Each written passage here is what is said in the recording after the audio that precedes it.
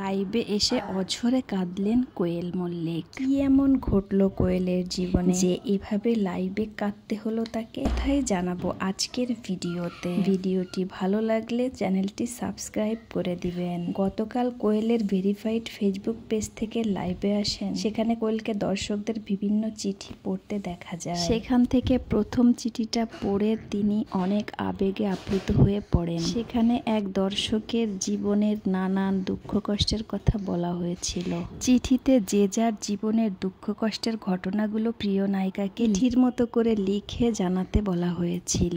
আর তখন বারবার তিনি সরি বলছিলেন আর পানি খাচ্ছিলেন। কোমল প্রাণ কোয়েল ভাষা হারিয়ে ফেলেন। মূলত দর্শকদের দুঃখ কষ্টের ঘটনায় তাকে অনেক কষ্ট দিয়েছিল, তাই তিনি কাঁদতে কাঁদতে লাইভ করছিলেন। অত্যন্ত ভালো মনের মানুষ হওয়ায় মানুষের দুঃখে কষ্ট পান। প্রিয় দর্শক, কোয়েলকে আপনার কেমন লাগে কমেন্ট করে জানাবেন। তো আমি সেটাই বলছিলাম যে দেখো সবাই মানে ভাইফোঁটা বা রাখি